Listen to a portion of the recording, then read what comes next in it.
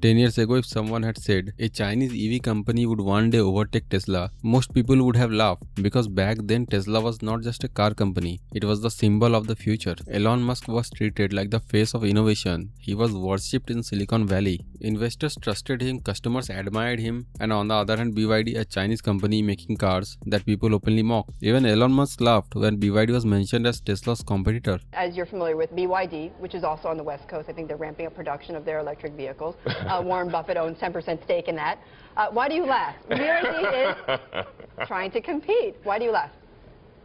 Have you seen their car? At that time, BYD car looked like cheap copies, and outside China, barely anyone took them seriously. Today, same BYD company has become one of the biggest EV companies in the world. Even Tesla is now a buyer of BYD products, and this did not happen because BYD had better marketing. It happened because BYD understood something that the world ignored for years. And to understand how BYD pulled this off, we need to go back to the Chinas of the 1990s. Because BYD's rise is not just a business story, it is also the story of how China quietly built an industrial machine powerful enough to challenge the West. The story starts with a man named Wang Chuanfu. Surprisingly, he was not a car expert, not an automobile engineer, not even a tech entrepreneur. He was a government researcher working on battery materials. During the early 1990s, the global battery industry was changing very fast. Big Japanese companies like Sony, Panasonic, Sanyo were moving away from nickel-cadmium batteries and shifting towards lithium-ion batteries, mainly because lithium-ion batteries were more efficient. Or lithium-ion batteries could store 5 times more energy than nickel-cadmium batteries, while taking less space and delivering much better performance. Second, lithium-ion batteries were much lighter, making them ideal for mobiles and portable electronics. Thirdly, they could be recharged anytime without losing capacity, unlike nickel-cadmium batteries that suffered from memory effect. And fourth, cadmium is a highly toxic heavy metal that can damage the environment and create heavy health risks for the worker. Lithium-ion batteries were cleaner, safer, and healthy for the environment. Most people saw this and thought nickel-cadmium batteries were finished. Companies rushed towards lithium-ion manufacturing, but Wang refused to follow the herd mentality. While everyone followed the trend, Wang chose a different path. He realized though everyone was moving towards lithium-ion for industrial equipments and specialized equipment, and because the big players were exiting the market, the competition was shrinking rapidly. This was the opportunity Wang saw. And so in 1995, Wang left his government job and started Build Your Dreams, better known as BYD, with just 20 employees.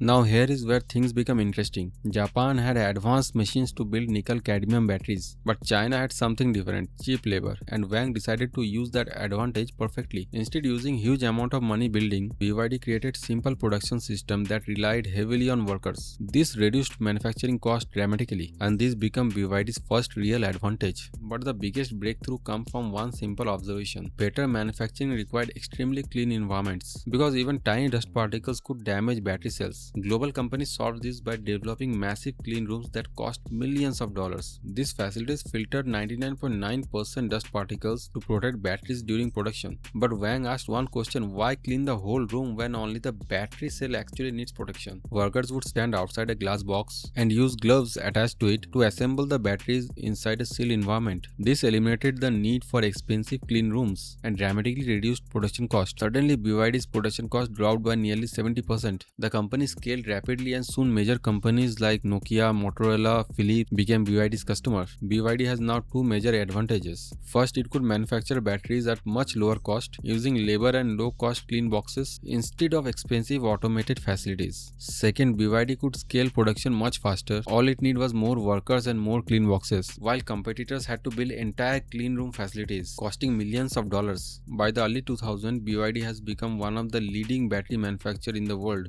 Most entrepreneurs would be comfortable after achieving such success, but Wang was thinking much further ahead. He understood that battery technology changes rapidly. If BYD remained dependent only on batteries, competitors would eventually catch up. So he started looking for the next big opportunity, and that opportunity was cars. Now, to understand why BYD entered the automobile industry, you also need to understand what China was doing during that period, because BYD's rise was deeply connected to China's industrial strategy. During the 1980s, China was far behind from countries like America, Japan, and Germany in automobile manufacturing. Most Chinese people used bicycles and and passenger cars were still relatively rare. But Chinese leaders realized something important. The automobile industry was not just any other industry, it was what they called the mother industry. Because when a country builds cars, it also develops steel, electronics, road, logistics, manufacturing capabilities, chemicals, glass productions, rubber industry, and large-scale employment opportunities. So China decided to make automobile a pillar industry of its economy and invited foreign car manufacturers into the country through joint ventures.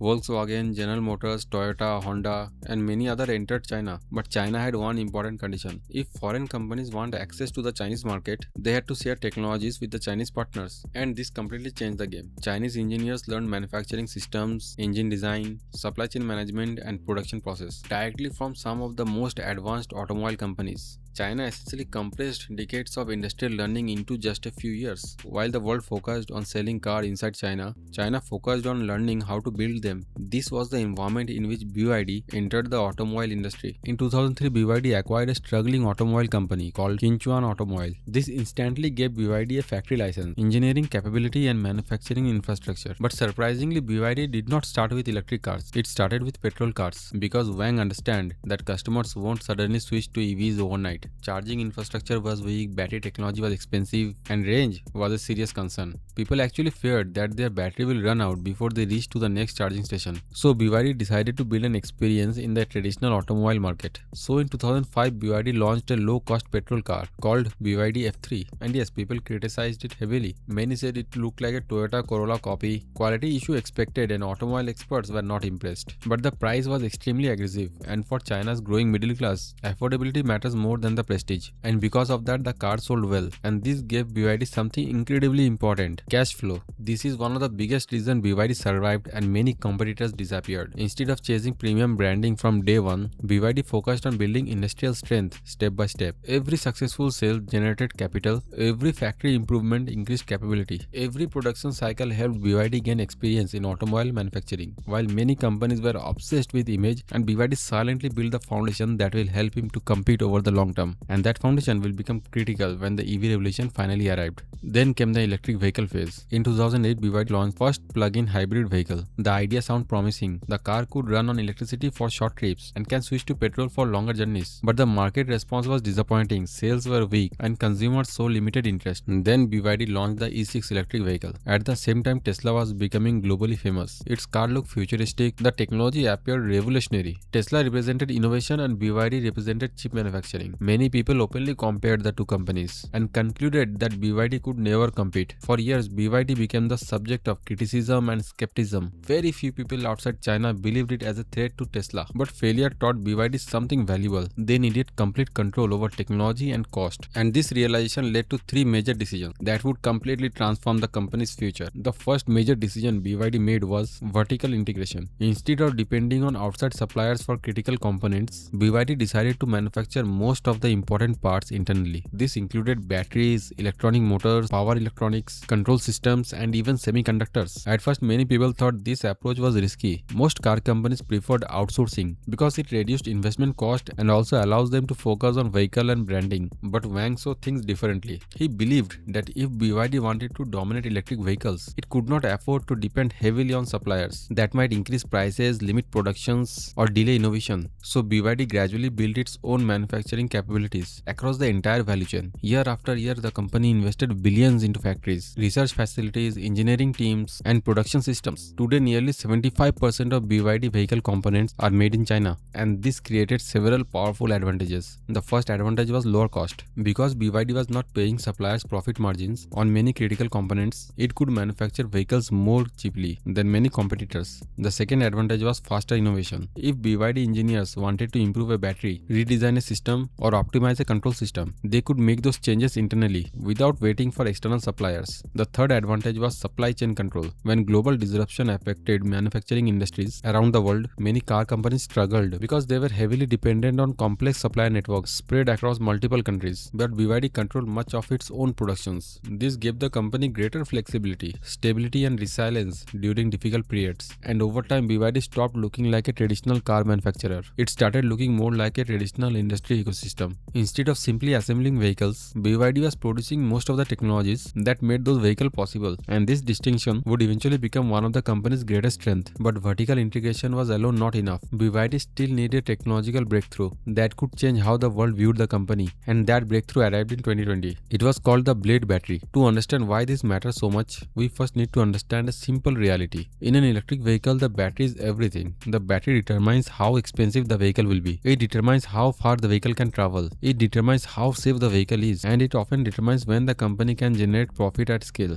At that time, many EV manufacturers relied heavily on nickel cobalt battery technologies. These batteries deliver strong performance, but they also had major disadvantages. They were expensive to produce, they relied on costly raw materials, and they carried safety concerns related to overheating and thermal runaway. BYD chose a different path. Instead of following the industry trend, the company aggressively invested on lithium iron phosphate batteries known as LTP batteries. These batteries offered several advantages. They were cheaper to manufacture, they were more stable during extreme conditions, and they generally provided better long-term durability. But BYD did not stop there. The company redesigned the battery architecture itself. The result was the Blade battery. Rather than using traditional battery pack structures, BYD developed a design that improved both efficiency and safety, and the result shocked the industry. One of the famous demonstrations involved the nail penetration test. This is considered one of the highest safety tests in battery engineering. A sharp metal object is driven directly through the battery to simulate severe damage during an accident. Many conventional batteries experienced extreme heat, smoke, fire, or even explosion during this test, but the Blade battery remained remarkably stable. It did not catch fire, it did not explode, and it maintained temperature far below many competing technologies. This demonstration attracted global attention. Suddenly, BYD was no longer viewed as a company that simply copied others. It was viewed as a company capable of genuine innovation, a company capable of developing technology that solved real industry problems. And then came one of the most ironic moments in the EV industry's history. Tesla eventually began sourcing batteries from BYD. The same company Elon Musk had once laughed at had become part of Tesla's supply chain. That single moment symbolized how dramatically BYD's position had changed. The underdog had become a serious technological force, and the company's biggest growth phase was still ahead. The third major decision that transformed BYD was its understanding of market reality. Many companies treated China as a single market. BYD understood that China was a multiple market operating at the same time. There was a wealthy China, middle class China, and a lower income China. Each group had completely different purchasing power